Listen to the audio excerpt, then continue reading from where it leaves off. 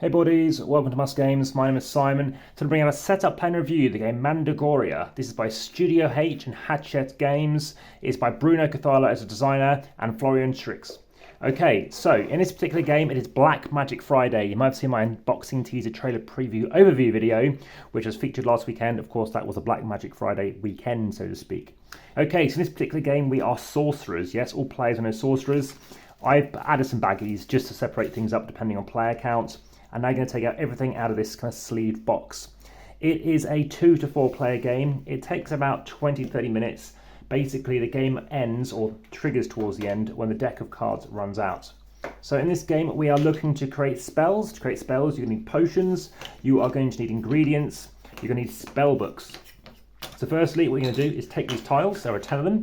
These are places where you can get your potions and ingredients and stuff from. You're going to shuffle them up and then make them into a circle where your deck of cards are going to go into the center of. Now, whilst I am doing this, please ensure you hit that subscribe button, that notification bell, and share. Hit that like button and let me know your comments in YouTube are best, just so that everyone else can also see them there too.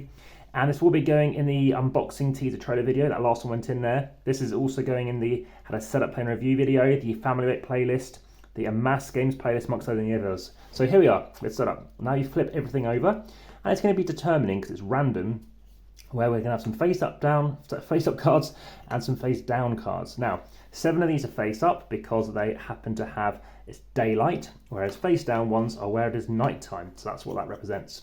If you want to see a playthrough, I'm planning to a recording of that, probably as a 2. And if you want to see that, please head through to the playlist called Playthroughs. And again, that'll be out in due course. And there we go. Also via the description on YouTube, you can of course support the channel via Patreon. There's also a Linktree, and aside from that, occasional competitions. Please join the discussion over on Facebook too. And there's a 2,700 posts over on Instagram, including quite a lot for this picture as well. So we have a little card over here too. And what else do I need to show you? So you're going to see a little knobble happens on one of these tiles. You might notice it's this one here. So you're going to place this carrying person is going to go pretty much next to that space. Then you're going to take your decks of cards. There are 2 different types, and I'll show you what these look like in a second. Your various cards, and in this sleeved one is to make sure things don't get mixed up. You're going to now set out your various spells. That's one way to get points, so that's worth 5 victory points. You're now going to place these out wherever you like. Do you know what I'm going to do? Move this down a bit and just show you the top of the board. So up here we're going to have the level 1 spells and level 5. So only 1 5 card. Let's put a top corner over here. You'll get 5 victory points at the end of the game. And in this case, you get to discard a colour of your choice. That's important because you'll be losing points depending on how many different colours you've got left in your hand. They're shuffled, and you're going to have various extra abilities there too. We're going to put the 3 cards here. The 2 cards we're going to put over here. And then finally, the 1 cards again are just going to go here. So various things to be picked from over there. You can pick whichever one you want to when you do the following, which I'll get onto in a second. Now some extra cards, so for example, as a 3, you are discarding these cards. As a 2, you're going to be discarding some more. So I'll just set up as a 3 initially. So you're going to take the remaining cards, give them a good old shuffle, and then you are going to be placing 1 card around each of these locations. And like I said, if it's a face down card where it is going to be a dark, a nighttime card. So give them a shuffle and place one out. So let's start over here, let's say. We're going to have a yellow spell book. I'll show you what that means in a second. Again, with a mandrake. Everybody is also going to be starting with a mandrake too. We're going to be placing out another yellow card, face down card, but on it is a face up card.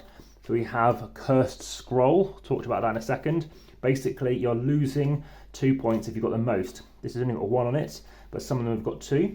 So we've got a face down card, a face down card, a face up card, and a face up card here. So for that reason, let me just move this out the way. As you said, this is only zoomed in just so you can see a bit more detail, have as much room as you need to, as you'll see in that play through later. Everything is going to be zoomed out a bit more. Okay, so now I've got various items. So what are you going to do on your turn? You can do one of 2 things. You can either move, and you move up to 3 spaces, 1, 2, 3, and claiming that card. The rest of the pack of the cards, by the way, go right in the centre very neatly, just about fit in. And if you move 3, so you started here, 1, 2, 3, you're going to pick up that particular card, and then you're going to replace. So you're going to take this card, a book, I'll show you why that might be good in a second, and then replacing where these are. So it's going to stay face up, so you're going to get a cursed scroll if you go there next time, and you're going to get a red ingredient, another face down card, and a face up. You do not place one where you landed. That's handy because now you know how many steps you've been. Next person's turn, so they might want to go over here, 1, 2, let's say stop at 2. They take a yellow spell book, again replacing a card here. That goes face up, and that goes face down. Okay, so that continues. So either you can do that, either you can move, take whatever you land on, so you can take multiple cards, it will take all of them if you go here. The other option, and again this one only has one scroll on as well, sometimes they have multiple. The second option is you can then complete a spell. So how do you complete a spell? Well, you need a book and you need the same colour. So imagine I got this, I've now got one book with one ingredient, that means I can get a spell worth 1. I know that's highly reflective over there, but that's got value 1. So that's because I have one ingredient in my book. One ingredient gives me a level 1 spell. So you take that, you take this 2. At the end of the game, you're scoring 1 point plus 2. So you don't worry about how many ingredients you've got now. So you're just going to move that at the end of the game. You can see what you've got. So 1 point plus 2. And at this point, you also have an ability as well, where you mean straight away you can lose a scroll. So you're giving it from your sorcery, your sorcering person, to a different sorcerer. Okay. Again, whoever got the most at the end of the game is going to lose 2 victory points. Now the way that also works is as soon as you happen to have one of these, it's going to go straight out into your hand. Everyone can see it. You're taking that. So if there's a tie, then you're also going to then be giving it to whoever's then now got that tie. So if I've got one, I've got it. If someone else gets a single one, then they take it. So if they take this one, they then take it instead. That's how ties work. Aside from that, if you find everyone's got a tie, you can pick who it's going to go to, which we might see later again in that playthrough. Again, it'll only be a 2-player playthrough. Other things when you complete these spells. So in this instance, you now got a new one revealed over here. Let me show you what these ones mean though. This one, as you can probably guess, means take another turn. You can now move 4 spaces if you want to instead of 3. We've talked about these already. Ultimately, yeah, at the end of the game, when the game ends, which I'll talk to you about again in a second, I'll spell it out for you, then you will be able to lose a colour. So you've got both of these, then you can lose 2 colours. So how does it work? When the game ends, the next person, they're going to take this token. It means you've got 3 rounds left. So whoever triggers it, of course, gets 3. Everyone else takes a turn. Then it flips over. Everyone gets 2 turns. This goes away. You have a final turn. Again, you're trying to get a book. You must have a book, and you must get an ingredient of that colour. There's one exception whereby we do have a black book, which we'll try and find in here in a second. And if that comes up, you must have different colours. As I said, some of these scrolls have got 2. Sometimes they've got more than that on there too. So if you see that black scroll, which we'll find in a second, I think I just passed it, then you must have all different colour ingredients. Now again, you could just have 1, you could have 2, 3, 4, 5. Again, there's only one of those value 5 cards up there, so that's something to bear in mind of. I'm just going to take out that card for now. It might actually be in this discard, might be in here somewhere, which it's not, but I know what I'm looking for.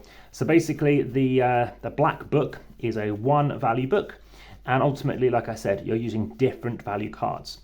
So in terms of these spells, there are 8 different types that you can use. That's something to be aware of. And in this particular game, all of these cards are unique. So every single purple thing is always unique, which keeps it quite fresh. And that's quite enjoyable. And it's something that, of course, yeah, you might find of interest. My rating for this game, there's a bit of take that going on because you can steal ingredients. I actually lost the last game because of it. And my rating, it's kind of a low 6, which is actually my average rating for a game. So, you know, it's a 20-minute kind of game. It's quick. Other people seem to enjoy it. It's harmless, quick to teach. Pretty quick to set up, as you've probably noticed. And that's the game. If you have, again, any other questions, please let me know in the comments on YouTube.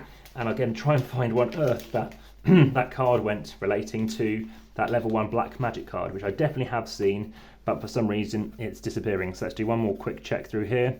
I haven't received it yet. I do not know the actually the dimensions for it. Again, mandrakes, you can choose to use either as a wild ingredient of any colour you want, or you can choose to use it as obviously a wild book. So again, a book of your choice. Again, it has a 0 value. So while some of these books, you know, red cards, for example, they are a level 3 book, the downside is there are fewer cards, so you're spending longer trying to get a good result out of them.